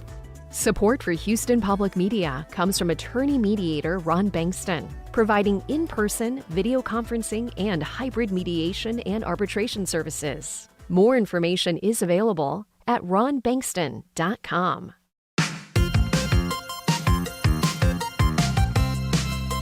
And now back to Hello Houston. To comment on any of today's topics, call 713-440-8870 or email us at talk@hellohouston.org. And now here's Ernie Manous, Celestia Sherman, and Frank Billingsley. New research out of Rice University sheds light on a growing source of concern in coastal communities, climate anxiety. A recent study finds that storms like Hurricane Harvey don't just bring flooding, they also spread industrial contamination through entire neighborhoods, and residents worry about future disasters increasing in profound ways. The research shows this impact is especially severe in communities of color where suspected exposure to toxic floodwaters is far more common.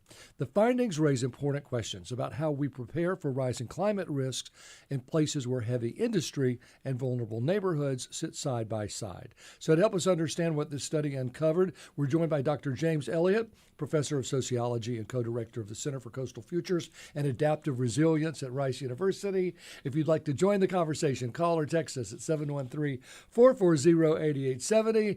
Dr. Elliott, that's quite a long title. Welcome to Hello Houston. Dr. Elliott's the long title? No, the whole co-director and all of that. Yeah, So we tell call us. it CFAR. CFAR Act Fast. There you go. Dr. Elliott, why did you all decide that what was essentially, I guess, I don't know if this is the right word, but inspiration behind looking into the connection between flooding, contamination, and climate anxiety? Yeah, no, a great question. So there are probably multiple answers to that, and then we'll get to the Harvey aspect. But one of the things we wanted to do is think about our expertise here in Houston and what sets us apart from some of the coastal conditions and sort of issues that are facing other parts of the country. And so when we look at that, we say, hey, look, we're very different from the Outer Banks in North Carolina or Miami or other places that tend to be more vacation, tourist-oriented. We have a lot of industry, and that industry has done a great job, obviously being an engine of our economy, but it also has consequences. So one of the things we wanted to do is think about what are the unique aspects of the Houston condition that meet these new climate challenges, and then thinking about actually people who are involved in these. We work with a lot of engineers and climate scientists and enjoy that, and it builds both mutual sort of research expertise, but we wanted to sort of put the people first and see how they're experiencing these storms. So when these disasters occur, we're talking like Hurricane Harvey, like you said, we think of what happens on land, but that all washes into the ocean. And there are big problems in the Gulf and big problems in the Bay. That's true. So we've studied less of what happens to the general ecosystem of the Gulf. There are people who can speak to that a lot more than we can at our center. Our center, CFAR, Coastal Futures for Adaptive Resilience, is really about the social science component of that. So what we wanted to see is what happens to communities and how people think about flooding when they're in their neighborhoods. And when we think about that in industrial coastal communities like Houston, those neighborhoods are oftentimes populated by these industries, either past or present, that have these contaminants. So it means that when the storms come, they're not just affecting people and oftentimes pets that we worry about, but also the pollution that's both current and past that can be remobilized across entire parts of the city. Well, so much of it sticks around. Yeah, that's true. Not just in terms of what gets remobilized from the storms, but the fact that Houston has been an industrial center and powerhouse for so many decades. It means that a lot of what happened in the past is actually buried in the land, right? Waiting for these floods to remobilize these contaminants and move them off site. So you might have a site where you're doing as best you can to, keep those contaminants in place, but they begin to move. So to us, what that means is we need to think about these things a little bit differently. Instead of identifying a Superfund site, for instance, or a particular site, it means that entire zones of Houston are beginning to become a concern with what we call these sort of toxic storms. When you talk about the storms, you're talking about contamination and the materials that contaminate the soil that are staying within the environment. Where does responsibility fall? Because that didn't just happen. It was placed through industry. So then who takes on that ownership of making sure that if a major flood were to come, there is going to be some type of cleanup or responsibility held to make sure that people are safe? Yeah, no, terrific question. And the short answer is it's complex, right? It depends on where the contamination came from. So for instance, if it came from sites that are now called brownfields or where industry used to operate and left contaminants but are no longer there, then effectively the public is responsible, right? Because the industry is no longer there. You might be, if the company is still operating, able to go after them and sort of have them be available for cleanup. But in the research we've done, sort of going back in time and locating these areas, a lot of the toxic facilities that existed have since gone out of business for 20 or 30 years. So the legal ramifications of that get very tricky.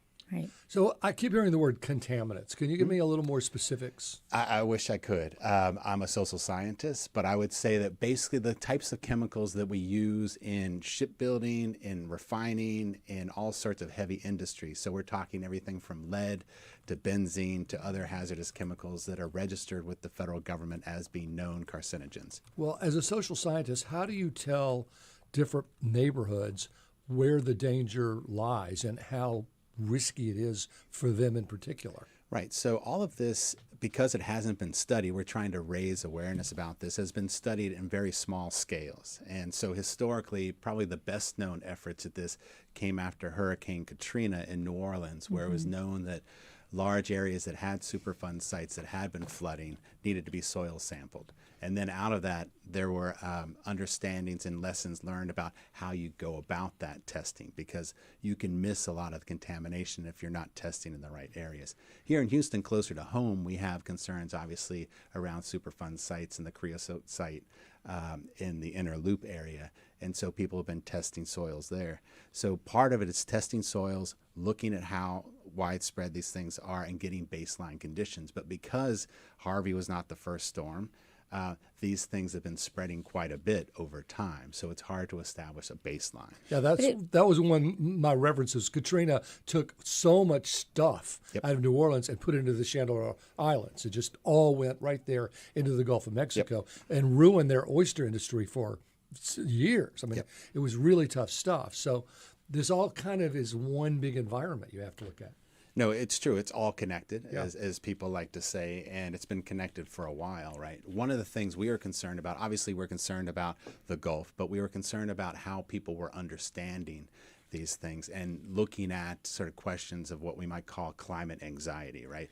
So there is more and more discussion about, do people worry about the future of the climate? So after Hurricane Harvey, about a year, 9-12 months after Harvey, we wanted to go out and survey people, Houstonians, and ask them, were they worried about future flooding? And they said yes. But what surprised us is that the biggest predictor of how worried they were about things was not whether they flooded during Harvey. It was not whether they flooded prior to Harvey through repetitive flooding, say in places like Meyerland and elsewhere. It was not whether they had flood insurance. It's whether they were pretty sure that their neighborhood had been contaminated by residue and hazardous chemicals that had come into their neighborhood. And that explained a huge amount of worry, both for general worry about flooding in the city, but also worry about one's health and the health of one's family members, the sort of the resale value and the quality of your home, and also neighborhood quality. And, speaking of neighborhoods, and there's this other complex layer that when you're talking about vulnerable communities, they were also especially in communities of color. Yep. Talk to us about that added layer, because I think that that's important to understand. Oh, absolutely. So this is where the environmental justice concerns of the past, which have largely came out of the placement of, hazardous landfills and toxic industry and the residues that they've left in the soil and in the local water system, begin to collide with the future, which is the changing climate that's bringing heavier rains. And so what happens is that we have these sort of old injustices of disproportionate placement near some of these more toxic areas, and then areas that tend to have, less investment in drainage and other water infrastructure that could help maybe mitigate some of the flooding, and then you have the spread of these things. And what makes it so difficult is the uncertainty that comes. So we suspect that some of the worry comes from actually being concerned about known health risks, but the other uncertainty or risk or sort of sense of anxiety is not really knowing what's happening. I went through Hurricane Katrina. I was living in New Orleans during that and helped muck out homes, including neighbors and whatnot.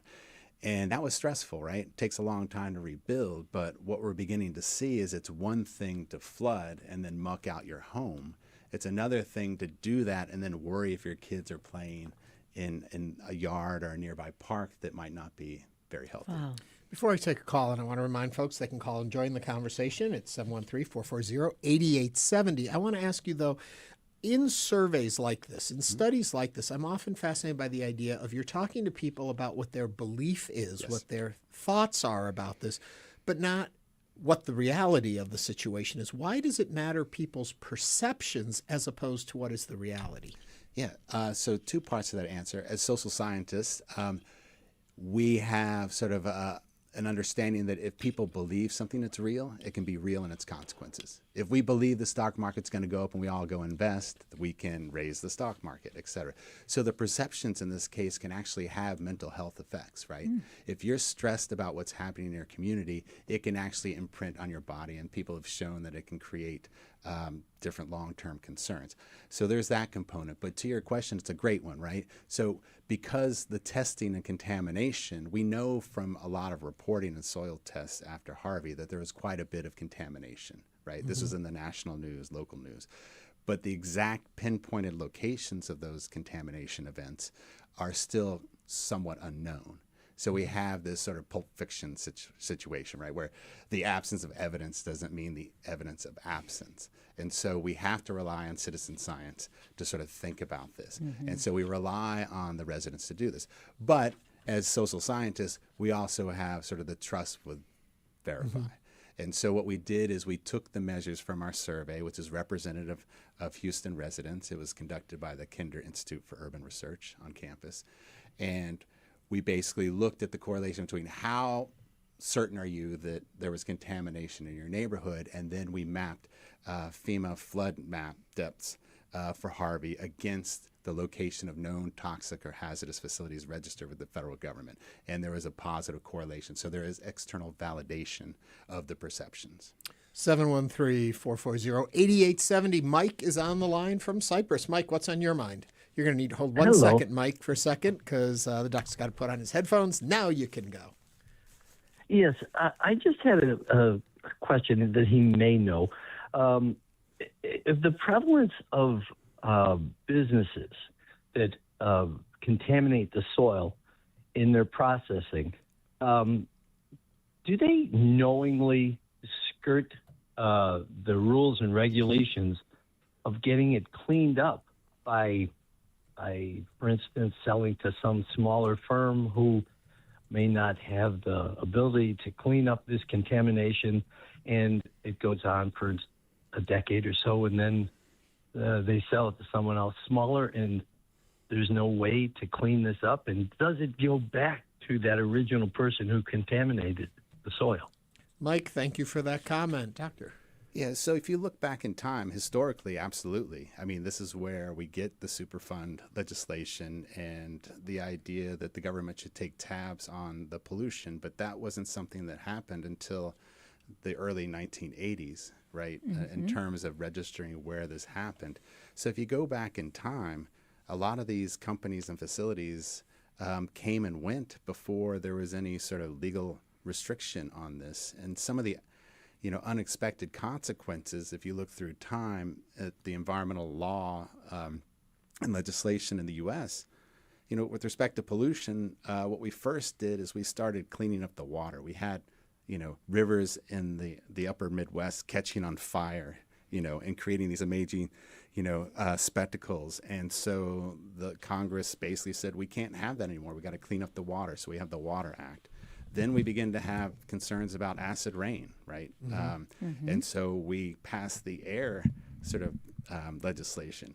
And those encouraged, unintendedly, more and more companies to dump their waste on site, on their lands. That avoided those new legislations. It also allowed them to keep whatever sort of chemical sort of secrets that might be proprietary basically close to home so that no one could sort of look into what was happening. So there's a lot of incentive for people historically, people meaning businesses, to put these toxins in the land, and then oftentimes there's an incentive not to divulge that, right? And to basically pass it on. This is the famous history of Love Canal, right? With Lois Gibbs up in New York, where Hooker Electric, a subsidiary, I think, of General Electric, dumped, I think, hundreds and thousands of tons of toxic, waste into the ground and then sold it to the city for $1 or something like that, to basically have the city then be the legal owner to take responsibility. They then developed a subdivision and a school on that, and consequently, people got sick, and there was a lot of outrage about that. And so we see that happening over and over. Knowing which companies tend to do that is hard to tell, right? So identifying the problem, it seems pretty obvious. What do we do about a solution? Yeah, no, that's important. So what I want to point out is we can also scope out, right? We know we have an industrial sector here, and we can go look at these brownfield sites across the city. And when we do this, even when we look at current polluters, so back to sort of the caller's question, there are active polluters that are at flood risk, right? So if we map these toxic release inventory facilities, these are the largest polluters in the country that the EPA at least used to, I hope still follows. If you look at those that are flood prone by sort of flood risk estimates, Houston, or Harris County specifically, is number one in the number of these active toxic release inventory facilities at flood risk. They're also number one in the country in terms of the average risk of each one of those facilities. So we can begin to use that as a way to think about how can we be a leader not just on the downside risk, but on the upside sort of solutions. And so that's going to be multiple, but we have amazing organizations and people and effort in this city. We have groups like the Texas Health and Environment Alliance who are doing amazing work in getting the EPA to come down and clean up the sand jack waste pits. We have other folks working in various neighborhoods with contaminated soil and keeping an eye on various dimensions of flood risk and contaminants. So I think it's going to be a ground up situation, and what we need to do is support them. So one of the ways that the center that I work with, my colleague Dominic Boyer in anthropology at Rice University, we're going to be hosting a workshop this spring on green infrastructure. The idea, can you begin to mitigate flooding, which is part of the risk, but also do it in such a way that might be able to also begin to remediate the soil of some of the contaminants that are there. We are also working with other engineers and climate scientists. So this is going to be all hands on deck, but hopefully we can turn this bug into a feature. Dr. James Elliott is the David W. Lebron Professor of Sociology and co-director of the Center for Coastal Futures and Adaptive Resilience at Rice University. Dr. Elliott, thank you so much for joining us today on Hello Houston. You bet. Thanks. Thank you. Coming up, we're going to discuss the CDC's panel's decision to drop the universal newborn hepatitis B vaccine recommendation. Stay with us as Hello Houston continues.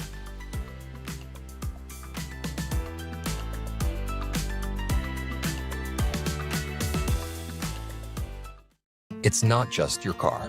It's the one that brought your kids home from school, took you cross-country, held memories, laughter, even a few breakdowns. When it's time to let go, give your car a new purpose. Donate it and turn memories into meaningful support for this station. Plus, you'll enjoy free and easy pickup, potential tax benefits, and a simple donation process. Your gift supports the programs you and your family love. Donate today and help keep public media strong. Call or donate online. Fresh Air, bringing you some of the biggest names in American culture and some of the most difficult to pronounce. Join us.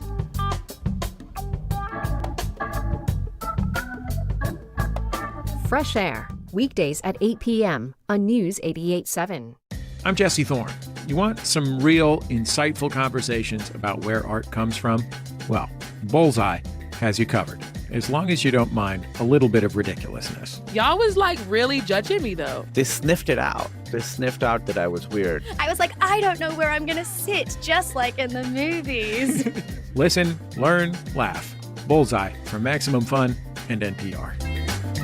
Bullseye, Thursdays at 9 p.m. on News 88.7. Support for Houston Public Media comes from Metro. Introducing Metro Downtown Direct, helping riders get home for the holidays with non-stop service between downtown and Bush Intercontinental Airport.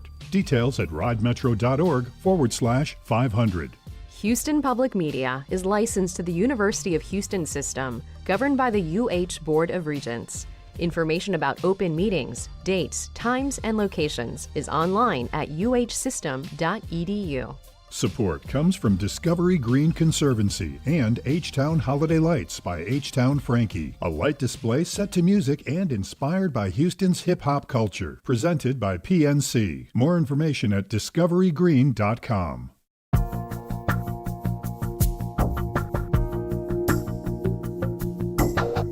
And now back to Hello Houston. To comment on any of today's topics, call 713-440-8870 or email us at talk@hellohouston.org. Now back to Ernie Manous, Celeste Diaz-Sherman, and Frank Billingsley. Last Friday, the Centers for Disease Control and Prevention's Vaccine Advisory Committee voted to roll back a recommendation for newborns to receive the hepatitis B vaccine at birth, a recommendation that's been universally advised for more than 30 years. The committee, known as the Advisory Committee on Immunization Practices, voted to instead recommend that mothers who test negative for Hep B can decide, in consultation with their doctors, whether they want their newborn to receive the vaccination, a change that has been met with immense criticism by many in the medical community. And joining us now to share his thoughts on this is Dr. Michael Chang, a pediatric infectious disease physician with UTHealth Houston. Dr. Chang, welcome back to Hello Houston. Yeah, thank you for having me again. And if you would like to join the conversation or you have a question for Dr. Chang, you can join the conversation at 713-440-8870. So Dr. Chang, right off the bat, how problematic really is this? I mean, I think a lot of people would say, well, this is just allowing a mother to decide what she thinks is best for her child. Yeah, I think, there's a misunderstanding about sort of what the ACIP recommendations mean, right? So it's always been a recommendation. Parents have always had the option to decline the vaccination at birth. It's never been a mandate from the ACIP or the CDC. These are recommendations that have a lot of impact, though, on public policy, funding, et cetera. And so, I think, is it a big deal? It is, because this type of recommendation, where then you have resources and policy changes that impact how people access care, that serves as a safety net for a lot of our infants and for the fragmented, gaps in the healthcare system that I think people who watched the ACIP meeting could see, right? There's a lot of complaints about there are screening gaps, there's testing gaps, there's follow-up gaps. And so these types of policy recommendation changes, or these recommendation changes, impact policy, funding, et cetera, that then remove a safety net for a lot of our most vulnerable patients. So is there any evidence that the hepatitis B vaccine has done any harm to anyone? None, right? And so that's the most difficult part, is that many members of the ACIP are stating that they want more evidence or that they'd like better evidence to support the universal recommendation for this newborn dose. But a lot of the decisions that came out of the ACIP and the voting items were not based on evidence. And so there's over 30 years of monitoring and safety data following the universal recommendation. And it's not just in the United States, right? It's globally. We have monitoring of the safety of this vaccine, and there's never been a safety signal. And how many hundreds of thousands, if not millions of lives have been saved? Right. And so there's estimates that the universal process, the recommendation for universal vaccination has prevented at least 6 million infections, 1 million hospitalizations for hepatitis B. This is a no-brainer. Yes. I mean, to me, it is. Yes, absolutely. Well, I think the point, though, Dr. Chang, is that what you're trying to say is that this is much more complex than it just being a matter of if a mom's like, sure or no, because I know as somebody who has birthed a baby and you're in the hospital, the last thing you want to do is put anything in your newborn, baby's body or poke them because they're so little and fragile and gentle. But if my doctor came and said, this is really important, I'm going to say absolutely. Right. It is a very complex issue. And I understand that too. Babies are like when I get, I have the privilege of going to deliveries and seeing newborn babies right, as they're being delivered. And it's such a beautiful moment, right? And I understand like you just want to do anything you can to protect that infant. And this is one of those things, right? Giving this vaccination is protecting that infant for the future, right? You're reducing the risk of transmission of hepatitis B by 95% or more, right? You're reducing the probability of them having a chronic illness, right? So 90% of babies who get infected can develop chronic infection. And then 40%, we know that 15 to 40% of patients with chronic infection go on to develop complications like cirrhosis and liver cancer. So I get it. Nobody wants to like stick a needle, in a baby. And I don't want the baby to cry. I want them to be happy. But man, this is protecting the baby. This is circumcision is still fine, right? So there's that. Let me take you back. And I know we started the conversation with this, but I want to clarify it for people listening what exactly this means. When you say that they roll back a recommendation, it is not outlawing a vaccine. It is not saying you can't get a vaccine.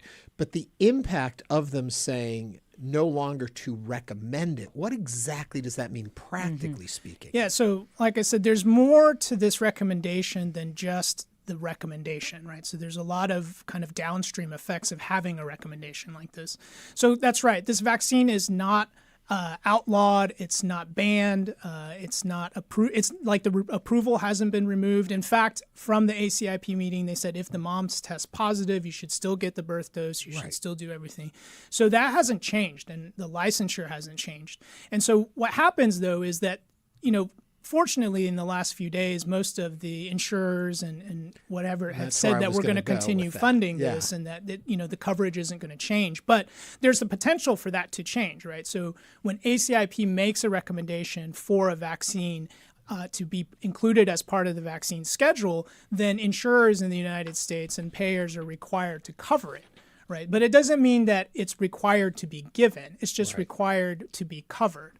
And so by removing this recommendation now, there's the opportunity for payers to say, I don't want to cover that anymore. So then that puts disadvantaged communities at a higher risk of getting hepatitis because now they may not get those if insurers start to pull back on insurance on this. That's right. And again, luckily, the payers and insurance companies have said we're going to continue as previous. But there's always the chance that it could go away, right? And so they're not required to anymore because this recommendation. These recommendations will carry weight. Will the delivery doctors bring it up at birth and say, this isn't a mandate, but we suggest this? Yeah, I think we've, during the ACIP meeting, there was mentions that it's, the informed consent process maybe wasn't perfect, et cetera. And I get that. I've had to talk to moms that are in labor, and it's probably not the best time to address a lot of things. But I understand that. And it's like, But that's not a vaccine problem, right? That's like a practice and policy problem. And so I think that most physicians are having this conversation, hopefully beforehand already, right? Which is to say, we are going to recommend getting this hepatitis So B it doesn't vaccine. limit doctors from recommending. So far, no, right? But the ACIP recommendation did change. They did vote on an item that said, if you don't get the birth dose, you should wait maybe until 2 months before getting that dose. And that's not evidence-based. And they also had a recommendation about, checking antibody levels before getting a next dose of vaccine. That's also not evidence-based. And so, again, so far nothing's changed, but in the future there's a chance, right, where if a provider were to provide a vaccine and then somebody said, well, but that's not recommended by the ACIP anymore, is there liability? Is there, there's a lot of potential downstream effects. Real quick, any other vaccines that might be taken away? Well, now that this universal recommendation has been changed, there's a chance, I assume, like any vaccine is at risk now, right? And I think it's important to recognize, like, not all vaccines are the same. I think we talked about this the last time I was here. Like, for every type of pathogen, there's a different type of vaccine, right? So we saw in the ACIP meeting, they're already talking about the RSV vaccine. And that's not a vaccine in the traditional sense. That's actually a monoclonal antibody. And so that doesn't work the same as some of the other vaccines. So, but you can see that this kind of decision-making around vaccine recommendations has already changed. This is the first example of a major change of a long-standing recommendation that has, again, multiple decades of safety surveillance following it. And the new recommendations that were voted on were not evidence-based, despite requiring evidence, right? We got to end it there. Thank you, Doctor. Dr. Michael Chang is a pediatric infectious disease physician with UTHealth in Houston. Dr. Chang, thank you so much for doing what you do, but also for being here on Hello Houston. Yeah, thank you for having me. And that brings us to the end of our show. Unfortunately, we've run out of time. But we want to thank you for watching and listening and joining us in conversation on Hello Houston. We're going to be back tomorrow. We're also going to be joined by Harris County Precinct 6 Constable Sylvia Trevino. This is News 88.7. Have a great Tuesday. Thanks for listening to Hello Houston. Join us every Monday through Friday from 11 a.m. to 1 p.m. to talk all things Houston. The Hello Houston production team includes Garrett Bowman, William Menjivar, Jen Altide, Todd Holslander, and Jim Kovacic. For the latest in local news, subscribe to the Hello Houston daily newsletter at houstonpublicmedia.org. Hello Houston is a production of Houston Public Media. The opinions expressed by the guests of this program are solely their own and do not represent the views of management, staff, or underwriters of Houston Public Media. Funding This for is Here and News Now comes from 88.7. MathWorks, creator of MATLAB and Simulink software, accelerating the pace of engineering and science. Learn more at mathworks.com. From NPR and WBUR Boston, I'm Robin Young. I'm Peter O'Dowd. It's Here and Now. Coming up, President Trump rallies supporters in Pennsylvania tonight. Can he convince people that he's making America affordable again? Also, could you make